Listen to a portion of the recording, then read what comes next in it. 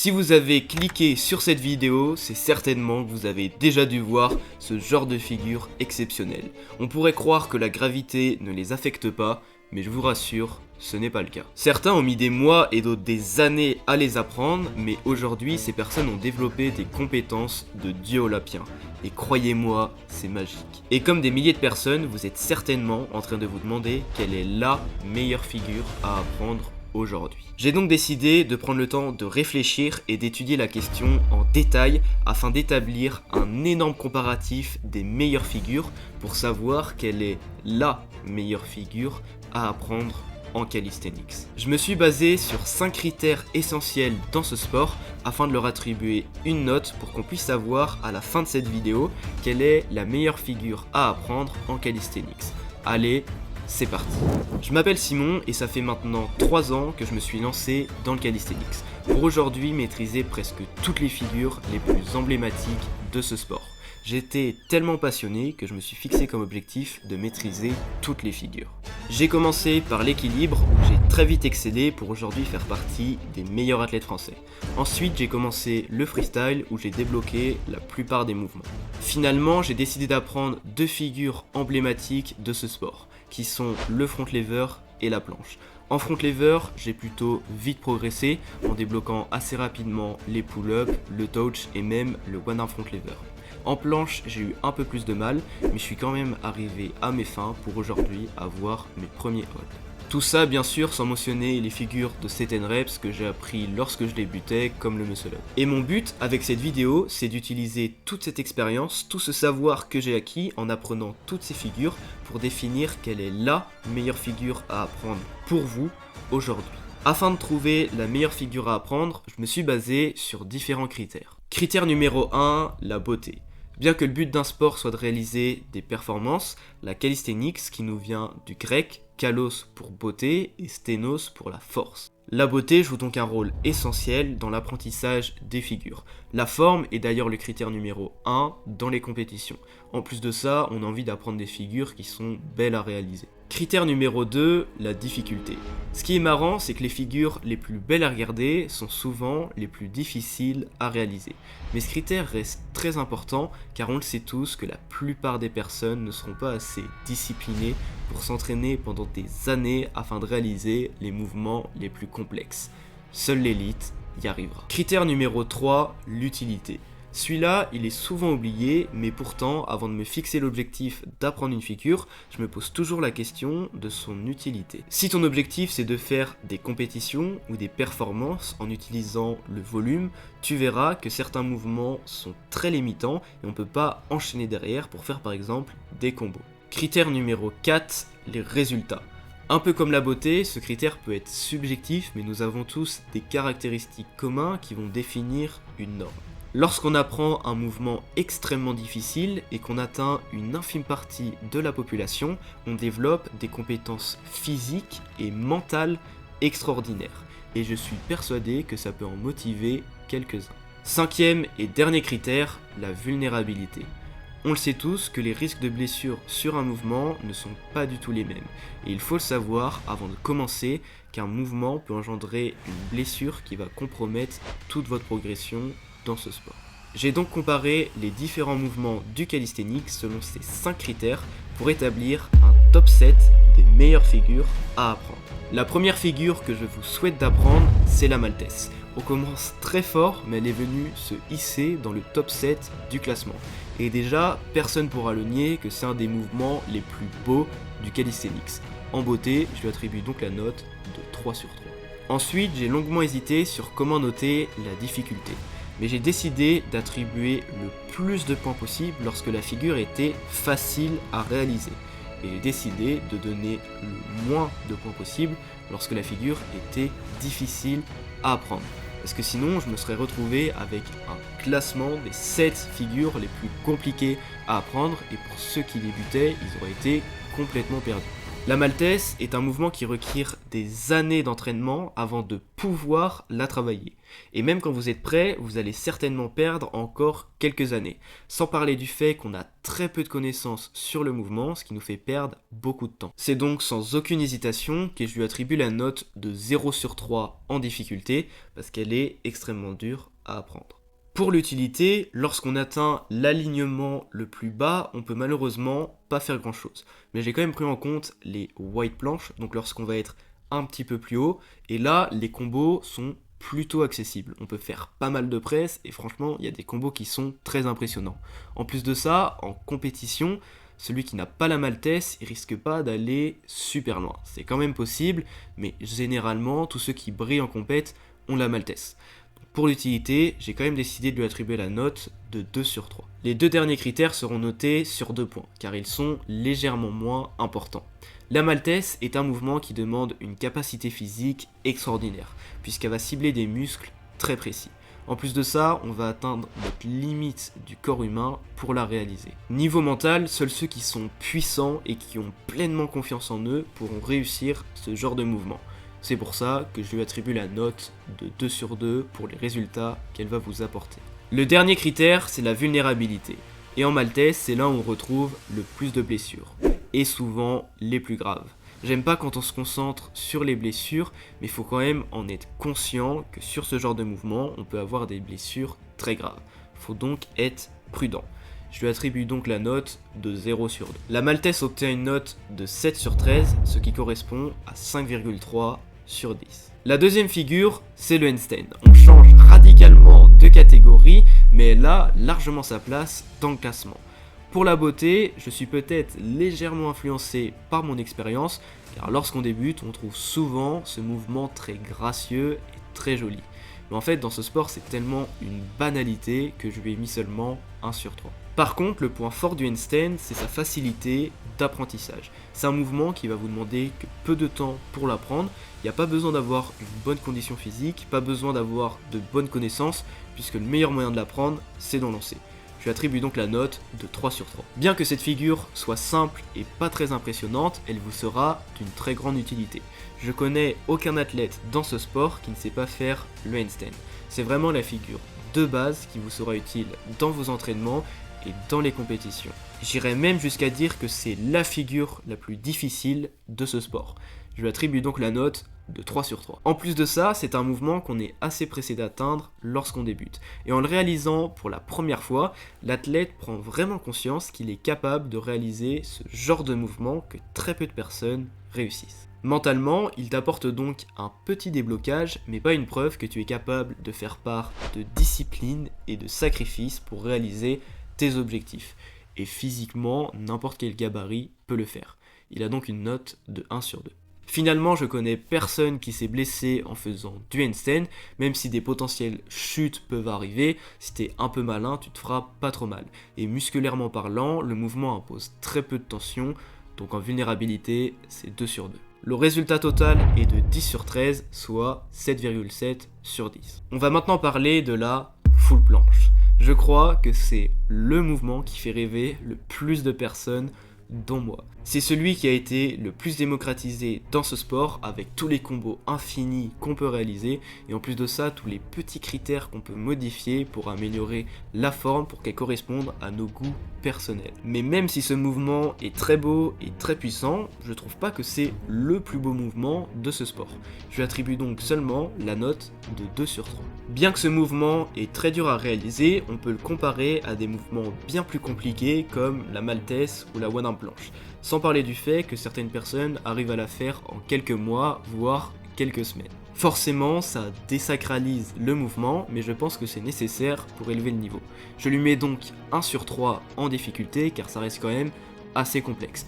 Et pour rappel, plus la note est basse, plus le mouvement est compliqué. Par contre, pour l'avoir comparé à la maltaise, on sera tellement plus haut qu'on pourra réaliser une multitude de mouvements juste derrière. En plus de ça, on peut la faire n'importe où, sur n'importe quoi, donc comme le handstand, c'est un mouvement de référence, je lui attribue donc la note de 3 sur 3. Pour ce qui est des résultats, c'est assez propre à moi, mais ça peut varier en fonction de chaque personne.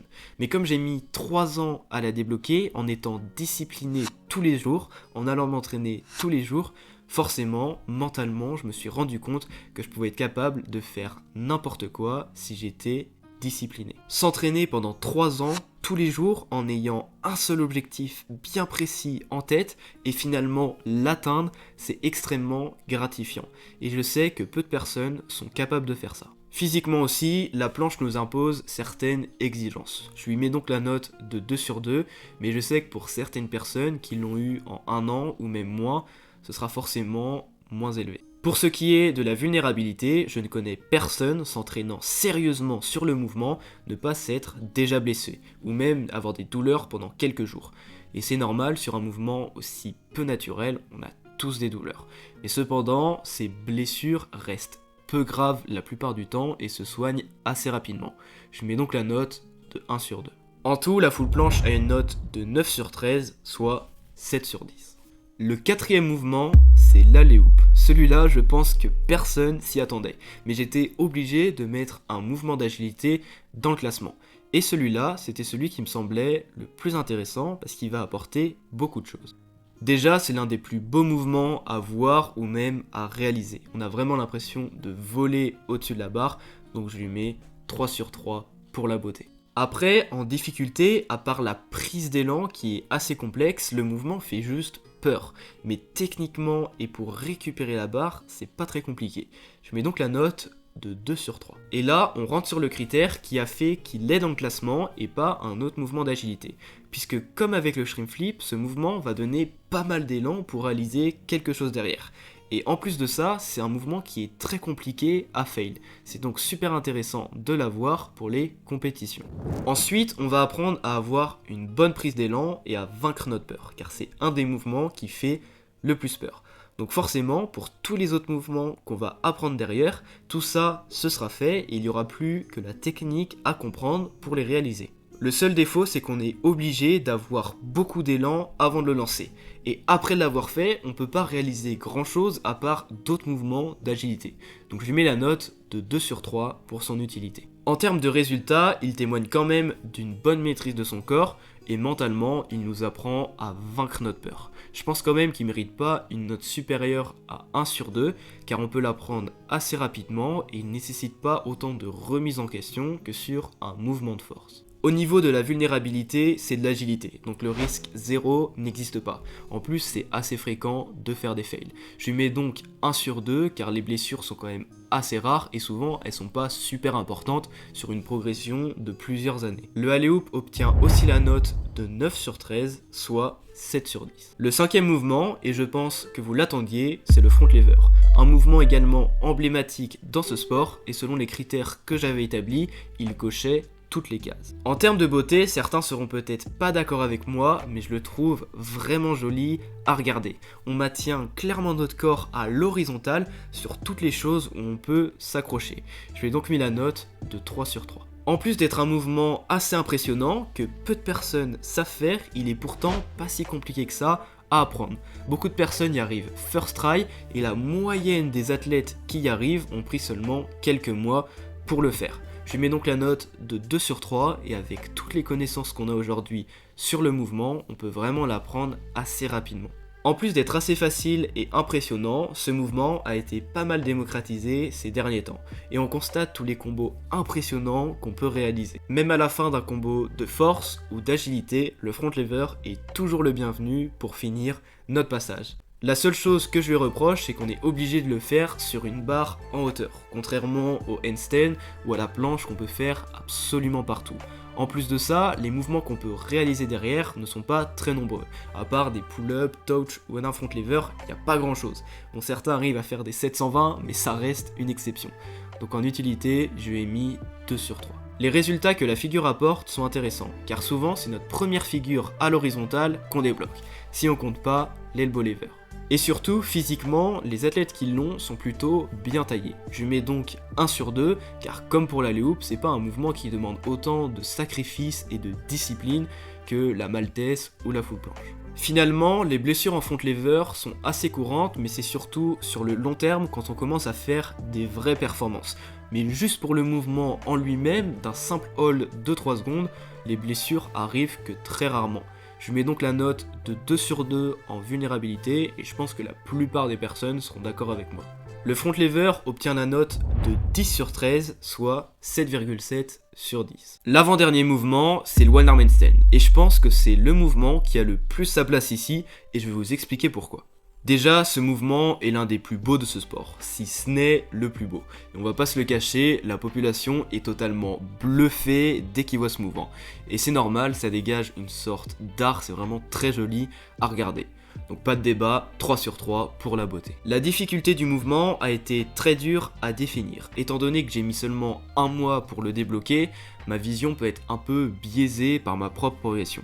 Mais j'ai quand même conscience que certains prennent 3 ans pour avoir leur premier hold une fois sur 10. Me positionnant comme un expert sur ce mouvement, même s'il me reste encore une marge énorme de progression à effectuer, j'analyse la raison pour lesquelles les personnes n'y arrivent pas, et c'est toujours à cause de quelques petits détails techniques qui sont plutôt faciles à régler.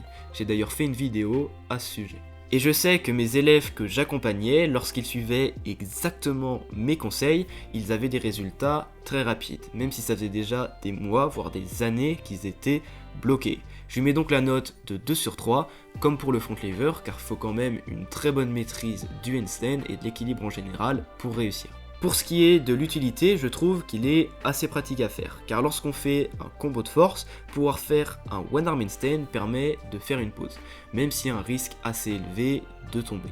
En plus de ça, juste en one arm, on peut faire des combos assez stylés, mais ce n'est pas non plus un mouvement de référence comme la planche ou le handstand, donc je lui mets la note de 2 sur 3. Qu'on y croit ou pas, les meilleurs en équilibre sont souvent assez équilibrés et calmes dans leur tête. Maîtriser ce mouvement permet d'avoir une profonde maîtrise de soi et une tranquillité intense. Physiquement, la figure impose quelques critères, mais c'est surtout techniquement que le one arm handstand est redoutable. Et avec tous ces points, je lui attribue la note de 2 sur 2. En vulnérabilité, comme pour le handstand, les muscles ne sont pas trop impliqués. En tout cas pour le one arm handstand straddle. En plus de ça, le risque de chute à ce niveau-là est vraiment très bas, donc je lui mets 2 sur 2. Au total, le one arm handstand a une note de 11 sur 13, soit 8,5 sur 10. Le dernier mouvement de ce top, c'est la full planche press. Elle s'est hissée dans le classement pour tout ce qu'elle pouvait apporter, mais pas vraiment pour sa beauté. Regardez quelqu'un qui fait une full planche press, il n'y a rien de très beau ou rien d'extraordinaire. Mais par contre, elle est vachement utile pour tout ce qui est transition. C'est pour ça qu'en beauté, je lui ai donné seulement 1 sur 3. En termes de difficulté, on pourrait penser que c'est légèrement plus difficile qu'une full planche classique et que ça se rapprocherait un peu plus d'une full planche push-up. Mais c'est pas vraiment le cas, car la presse est surtout quelque chose de technique. Donc une fois que vous savez faire une full hold de 3 secondes, il vous manque juste la technique pour réussir à faire une full press. Donc en difficulté, je lui ai mis 1 sur 3. C'est surtout en utilité où elle s'est démarquée, car contrairement à des full planches push-up ou à des maltesses, après une presse, on peut faire beaucoup de choses. Que ce soit pour réaliser un combo planche, puis après faire un combo en équilibre, ou alors tout simplement faire beaucoup de volume pour faire des grosses performances juste en planche, ou même faire une presse sur une barre de freestyle pour enchaîner avec par exemple un alley-oop. Je lui ai donc mis 3 sur 3 en utilité car elle est énormément utilisée en compétition. En termes de résultats, c'est un mouvement qui va peu vous apporter mentalement. On n'est jamais fier d'avoir fait notre première full press, on est plutôt content d'avoir fait notre première full planche. Mais physiquement, elle demande quand même un peu de force et surtout pas mal de technique, donc je lui ai mis 1 sur 2. Et finalement, je n'ai jamais entendu quelqu'un dire qu'il s'était blessé en faisant une full planche press. C'est un mouvement technique et les blessures sont rares. C'est plus en full planche classique que les blessures sont un peu plus fréquentes. Donc je lui ai mis 2 sur 2 en vulnérabilité. On obtient la note de 8 sur 13, soit 6,1 sur 10. On va donc maintenant trier les différentes figures pour savoir quelle est la meilleure figure à apprendre en calisthenics. En dernière position, on a donc la maltese avec un score de 5,3 sur 10. Mon barème mettait peu en avant les mouvements assez complexes, mais c'est normal parce qu'on ne va pas les travailler dès le début. Mais par contre, la maltese est clairement un mouvement à apprendre dans ce sport lorsqu'on a un peu plus d'expérience. En avant-dernière position, avec un score de 6,1 sur 10, on a la full planche press. Encore un mouvement un peu complexe, mais encore une fois, mettre toute sa concentration dessus au début, ce n'est clairement pas la meilleure chose à faire. Mais par contre, devenir à l'aise dessus, la maîtriser à la perfection, peut être vraiment intéressant sur le long terme. En 5e et 4e position, avec exactement le même score de 7 sur 10, nous avons l'alley hoop et la full planche. C'est encore une fois des mouvements plutôt complexes, mais par contre, dès que vous allez être prêt à les travailler, c'est certainement la meilleure chose à faire. Surtout si vous voulez faire des compétitions. Maîtriser la full et un mouvement d'agilité entre guillemets aussi impressionnant, ça va bien vous booster pour faire vos premières compétitions. Sur le podium, à la 2e et 3e position, nous avons le même score de 7,7 sur 10. Ces figures sont le handstand et le front lever. C'est les deux mouvements les plus accessibles du top et c'est surtout ceux qui vont vous être le plus utiles durant toute votre progression. Donc il n'y a aucun doute là-dessus, c'est des mouvements sur lesquels vous devez absolument porter votre attention et les apprendre assez rapidement. Et à ma grande surprise, en première position, nous avons le one arm handstand avec un score de 8,5 sur 10. Mais après réflexion, ça ne m'étonne pas tant que ça car c'est un mouvement magnifique et complexe quand même à réaliser pour la plupart car il manque quand même pas mal de techniques. Mais comme j'ai considéré comme un mouvement plutôt facile à réaliser lorsqu'on a bien compris comment faire, forcément ça ne m'étonne pas qu'il soit aussi haut dans le classement. Maintenant que vous connaissez les meilleures figures à apprendre en calisthenics, il va falloir créer un plan d'action pour les réaliser. Et heureusement, je suis là pour vous guider. La première chose serait d'identifier une seule figure ou deux maximum en fonction de votre profil. Donc ce que je veux dire, c'est qu'on a tous plus ou moins des prédispositions pour réaliser certains mouvements. Si tu ne connais pas les tiens, j'ai fait une vidéo à ce sujet juste ici. En commençant par les figures où vous avez un gros potentiel, vous allez prendre confiance par la suite et ainsi progresser plus vite sur toute votre progression. Mais par contre, il est évident de quand même sélectionner des figures qui vous donnent envie d'être apprises. S'il y a une figure que vous n'avez pas envie de faire, forcément vous n'allez pas l'apprendre. Vous n'allez pas être motivé, donc autant choisir les figures que vous avez envie de faire. Une fois que vous avez identifié la figure que vous souhaitez apprendre, il faut impérativement se former au maximum dessus. Et l'erreur à ne surtout pas faire, c'est de regarder une vidéo YouTube et de faire exactement ce qu'elle dit. Aujourd'hui, je sais que c'est la pire chose à faire, mais si vous ne souhaitez pas investir dans vos connaissances pour vous améliorer, la meilleure chose à faire est de regarder plein de vidéos YouTube, de regrouper toutes les informations que vous avez trouvées et même d'envoyer des messages à des professionnels dans ce sport pour essayer de gratter quelques informations. Ce travail est long et fastidieux et ne garantit pas des bons résultats. Je le sais car 90% des gens qui font ça ne progressent pas beaucoup. La deuxième option, c'est d'investir dans vos connaissances en prenant des coachings auprès des personnes experts dans certains mouvements ou dans la globalité des figures. Ou alors même de rejoindre des formations qui auront déjà regroupé toutes les connaissances et toutes les informations utiles pour votre progression.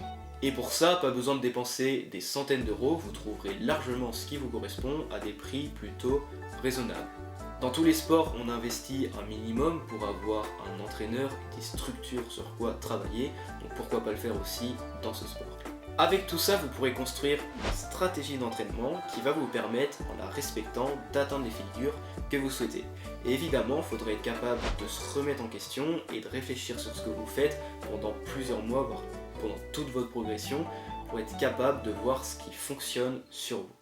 J'espère que cette vidéo vous aura plu et si vous souhaitez corriger 3 erreurs en one arm handstand qui vous empêchent de le tenir, j'ai fait une vidéo juste ici et je vous invite à aller la voir.